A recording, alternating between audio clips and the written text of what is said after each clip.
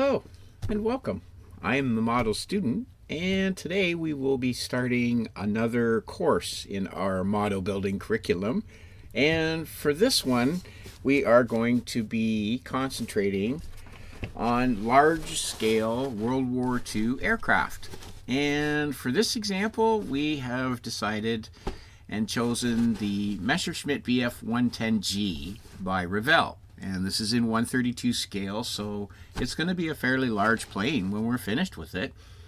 This will be our second attempt. We're in the middle of a Spitfire right now and waiting on decals, and I thought that this would make a nice companion to display with it. We'll have the British Spitfire, we'll have the German Messerschmitt. We don't have a BF-109, but I think this will make a suitable substitute. And I thought we would just together get a look at what comes in the box. This is a relatively old boxing. I think it's from the early 90s. And as far as I can tell, there are no instructions. So we've thankfully gone to ScaleMates and we've downloaded the PDF. So we have our instructions. And without further ado, let's get into this rather sizable box and get a look at what we are going to be looking at for our next build. So in this that I have, it was a sealed kit, lacking instructions. It does have some paint references here, I think is what it's showing us, these photocopies. I don't think we're going to really use them. I think we're going to come up with a cool color scheme using some reference material. And I have this really nice book here over to the side that we'll take a look at once we get a look at the kit.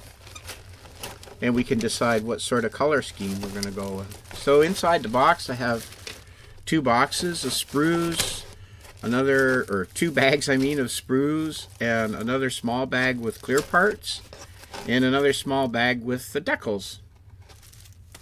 And I guess we might as well, break into the small parts first, shall we? Let's take a look. I can't remember what I paid for this kit. It was in a bundle of kits that I got from estate sale. And you can see here, yeah, no instructions included. I can't remember what I paid for it. It was reasonable, and I thought it looked like it was a really good kit. I was a bit intimidated to start it up until recently. I think we've acquired enough skills to be able to do a good job on this. So let's break into this sprue a little bit, and we'll see what it looks like. All right, bag one of, I guess, what we'll call small bits. Old super surgical knife here. Whoop. There we go. Okay, so this is an older kit. I'm going to ScaleMates in a second here, but I think it was 92. This looked like it was a boxing from between 92 and 94. So now that's getting up there. I have looked at different builds of this kit, and it does look like it builds up rather nicely. So let's sort of set these off to the side here. We got a couple of loose parts. I got a prop here. It's loose, but doesn't seem to be really any flash. So I guess early in the production it should be good for flash and stuff, because these molds are relatively new from when this kit was produced. So I suppose, as opposed to, other than the decals, a new kit where the molds may be a little bit worn, this should be pretty good. There's a look at one of our seats. So we have some molded in seatbelt detail if you want to do it without the figures, but it does come with figures, so we'll get a look at those. And we have a panel here, and look at that, we've got etched right in here, 68. It's interesting. I don't think that I've ever really seen anything like that before. Looks like it's something that was scribed right into the mold. Alright, let's take a look at this little sprue, which has our wheels. Get an idea of the size here. We've got fairly large landing gear. Our underneath panels.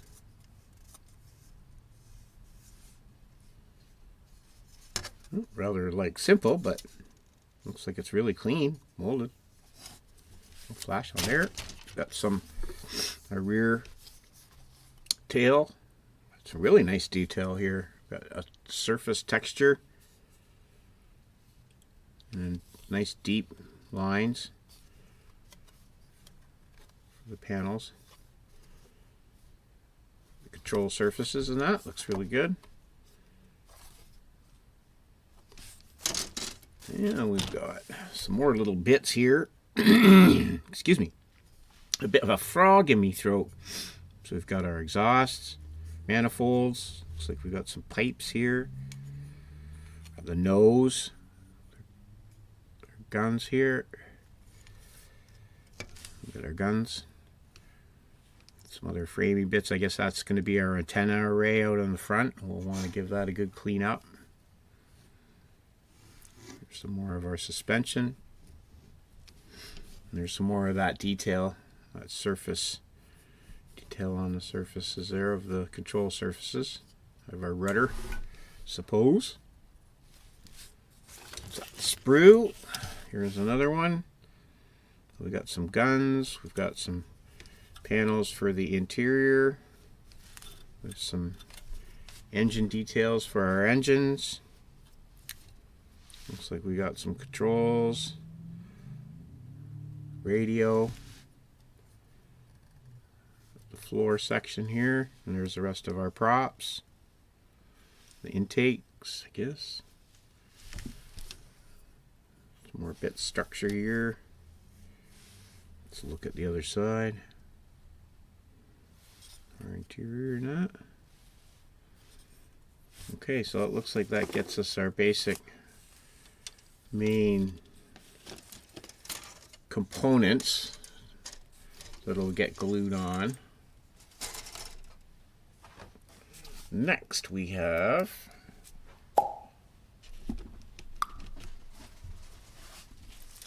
our big bag with our wings and our body. Let's see if we can get down on it. There we go. Now, this is a much more comprehensive kit than the Spitfire that we've built. We have just a bit of little bit of assembly, and we are waiting on the decals for that kit. But this is a much higher part count. It's a larger airplane too, mind you, and it has 2 engines instead of 1. So yeah, we're kind of incrementally dipping ourselves into the sphere of 1/32 scale aircraft. You know, the only thing is they take up so much space. I was just complaining about shelving the other day, and here I am building a 1/32 scale bomber fighter. Okay, let's just get this set off to the side. Okay, so we can see it's going to be, you know, fair size. I mean, we've got that's you know, you can see right there what we've got. So, you know, that's 16 inches. It's going to be pretty big. With the body in the middle, you know, we're going to be fair size. So there's a look at a couple of the figures. See what they look like.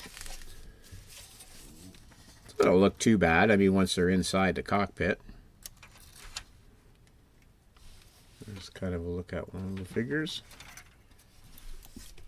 And here's our panels. Now we have raised details, so we'll want to be, you know, cognizant of our seams and stuff, I guess. Try to be as clean as we can because we don't want to take out any of these details. These are all raised rivets, raised panel lines, except for the, you know, these fins here, the control surfaces, the ailerons, or whatever they're called. I should look it up. I forget some of the terms for the plane construction. But anyways, you know what I mean. This here.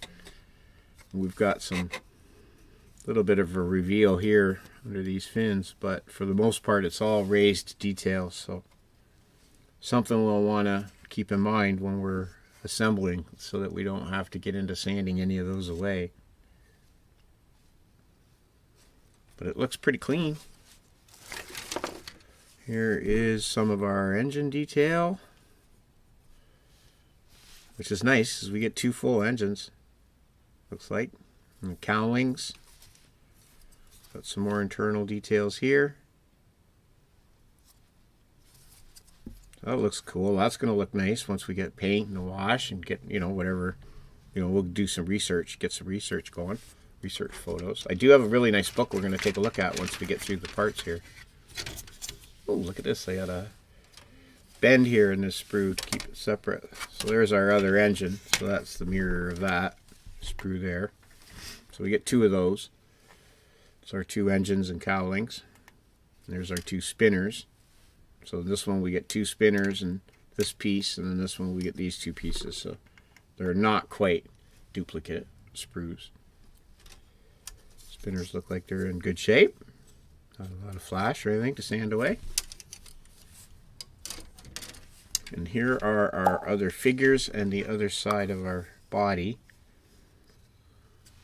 So you can see we've got the raised ribbing here, and we've got the raised rivets.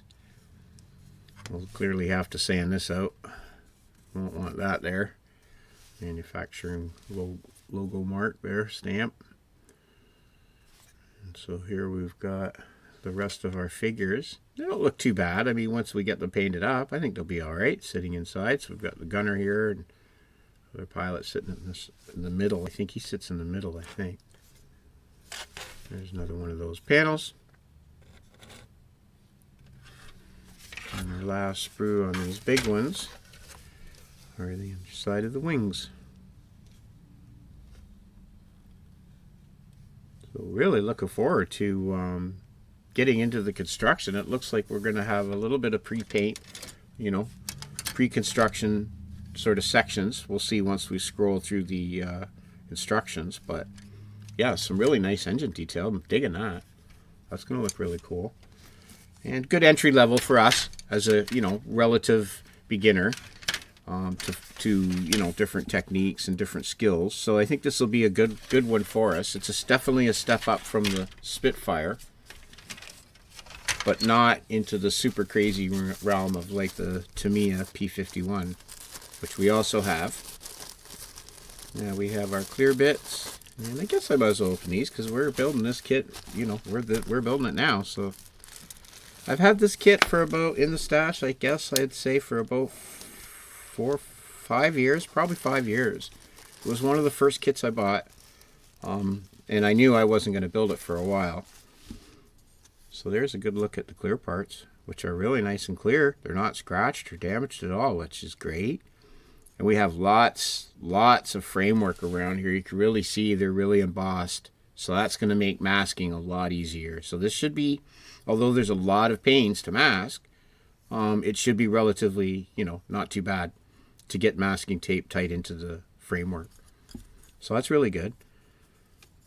Yep, that's good. Now the scale open, jeepers. We've never done both sides where I don't know about that. I don't think I want to do that. No, I'll save doing the both sides of one when we have the actual masking, set. And if it provides for interior, because, yeah, I don't want to do that. So there's our clear parts. Looks like that's going to be great. I'm not sure. I hope there's nothing in there because it was sealed in a bag, so I can't see how there was. And then here's our markings. Now I wanted to check and see because old decals and me, I know people say you can use the decal spray solution. I tried that. It didn't work for me. We'll try it again. I have some decals I know that are really old that I don't really care if they survive or not. And I'll try it again to see if it was maybe something I did wrong.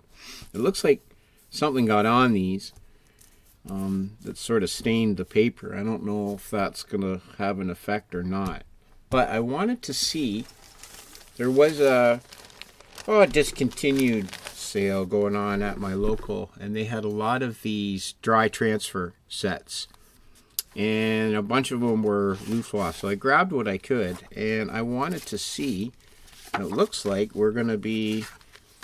Oh yeah, look at that. Okay, well that's the perfect size, eh? Now, unfortunately, it gives me the blacks, but not just the white, like here.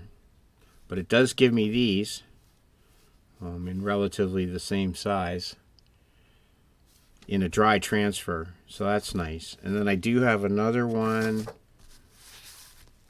that is Luftwaffe that is the markings. So it has the different, I guess, different squadrons, kill markings, I guess, here on the side. So we have some, you know, different stuff that we could put on it if we want. We could do some more as we look at photos.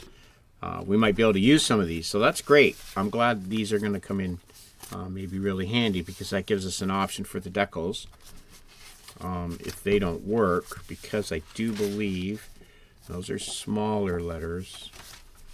Do we have any big ones? It's not quite big enough, is it? Nope.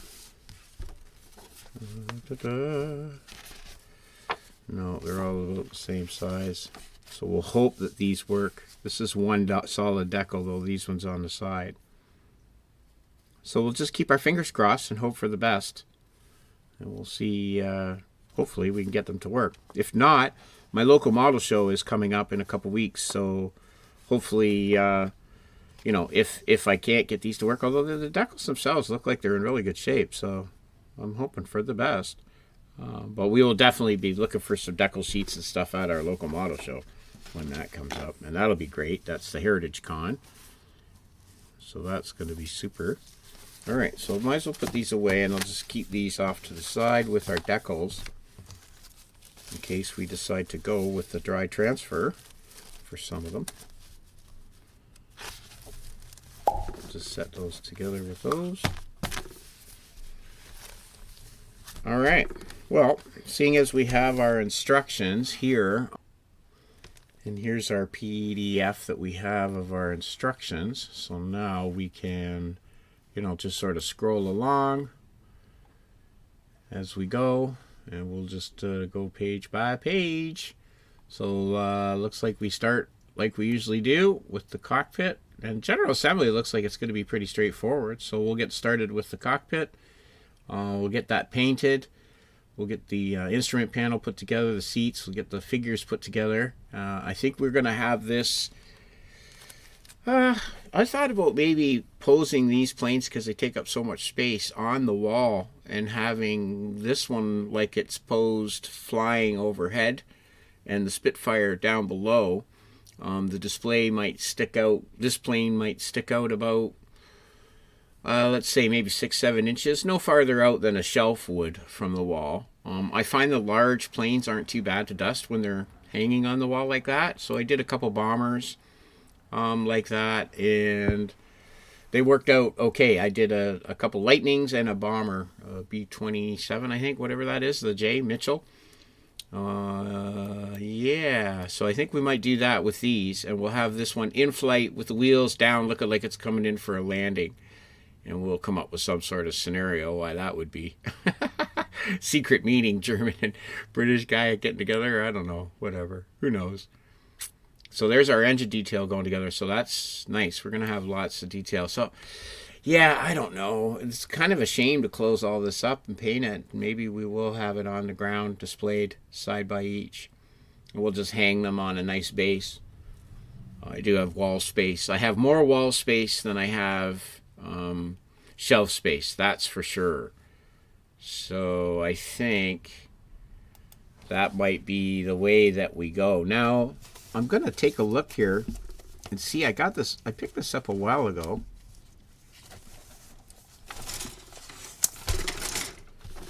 and it's this. Just set these to the side, and it's this book. And this is the Essential Aircraft Identification Guide by Chris Bishop. And I don't know where. I think this was just at a yard sale. And it's a really, really, really nice little book. It's not very big. And it is full of, look at all these crazy schemes that they have here. But it's just full of all kinds of information. and different, different paint schemes, different squadrons. Look at the colors. Like, I love this here. I'm going to back off so you can see. There we go. So you can see the colors of some of these schemes are like this blue here and everything, right? So there's a 110C. So we could even get into like, something like this with the blue. Like, just, that looks really cool. Like right here in the beginning already, right? But really, really, really nice book. It has all kinds of, well, I think it has everything in here. Now, I marked off a couple.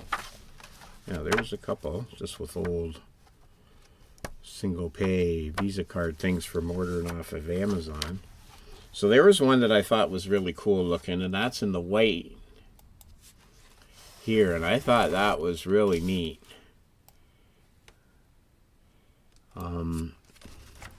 Look for the body. There's this kind of thing too with the dark underground and the white over top. But I really thought this white here was kind of striking. I thought that might look really nice. And the other one was right here. So there's these. That's a there's a Messerschmitt G in a gray with a shark's mouth on it. That looked really cool. And there was this one here that really struck me. This 110G, the sort of night fighter. So we have this like really deep tone, almost like a shark gray, sort of bluish gray sort of color on top with this like squiggly sort of thing that I think we could do with the airbrush along the sides, which I thought was really cool. Of course, we got the all black, the night fighter. We've got this sort of color scheme here. Because as far as historical accuracy, like numbers and that, wrong guy, like, no. I'm not about that. Like, I totally respect that. And if if that is what I'm going to do, then sure, okay.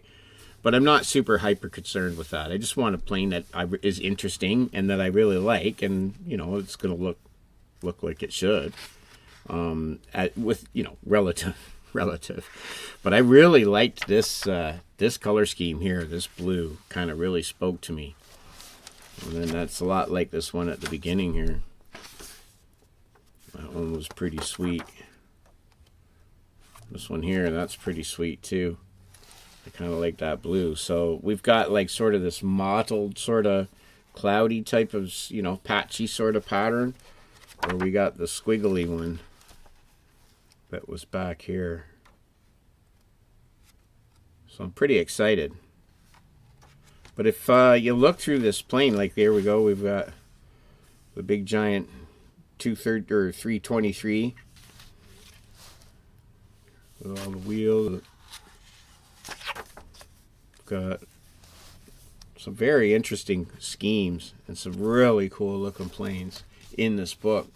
This book is an excellent resource. I'm really finding, I think you might find, like, as you progress as you're modeling, you might dismiss books early on. I know I did. I thought, books, I don't have the space for them. And it's true. You might want not to get, tons of them because, like anything else, they take up space. But there's something about the color when you're painting that on the page, and when you're looking at your paints and pulling out paints and stuff, you get a better idea than looking at your screen. Because your screen can lie to you about color.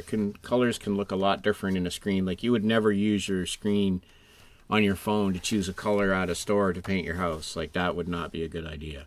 Because that color is not going to look on the walls anywhere near like what it looks like in the screen in any computer projection. You'd have to print it off to really get an idea of what it's going to look like. And then, you get it. But when you really look at the colors up close and you get an idea of what you're looking at as far as color wise, I think it really helps to really define like what is that color. Because you can get your color of paint, just for example, you can get your color of paint out and go, oh, okay, like, yeah, this with this, and you really can start to draw into your mind's eye what your model is going to end up looking like.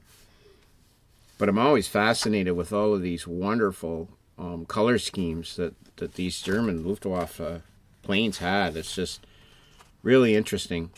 A lot of really interesting color combinations with the stripes, and I mean, they're beautiful planes. Just gorgeous. And a lot of fun to build. And no wonder I think the German planes are probably one of the most popular, because they're, this one probably, the 109 being probably, if not the most popular model plane next to the Spitfire for people to build. But really cool resource, and a really really interesting book just to flip through. If you're interested at all in this era and this subject, you'll find you know, a lot of good resource in here. Another thing too, I find this is great for MAK and, like, you know, that sort of thing, because it draws on these influences so heavily that, you know, you're going to get great ideas right from the source. So, you know, even these wolf designs and, you know, stuff like this that you can kind of sort of bring to that sort of what if scenario, different camouflages, and, you know, just a really great wealth of information. And there's all kinds of information about the planes too, not just the colors and the paint. I mean, you have all of your technical, you know, technical information and stuff. A lot of it. Look at that. That's nuts, right? Like, are you serious right now? Like, that is such a cool paint job to put on your model plane. Like, that's nuts. Right? This too, like, just crazy. Like, look at this here. Look at that. That's just awesome. That is really cool. Look, a paint job.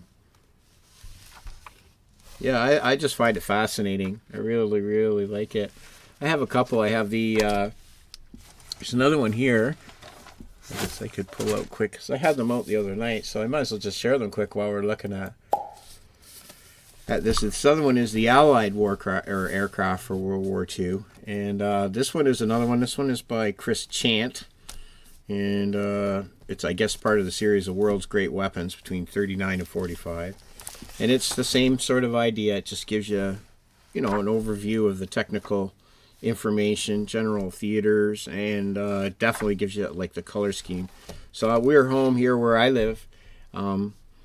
We have at our airport, actually at the airport and the museum where our model show is going to be in a couple weeks, lives the Lancaster, the one that flies. Soon there'll be two, I think, again. I think the other one isn't flying right now. But the only flying Lancaster still in the world lives at our Warplane Heritage Museum, and it's quite the sight. And it's the real deal when you get up to it. You get a feeling of it has an ominous presence. Let's just say when you get up close to the real thing, it's a real deal. Yeah, she's a killer, that's for sure. But this is another cool book that's full of all kinds of excellent resources as far as color schemes go, and, you know, different markings, and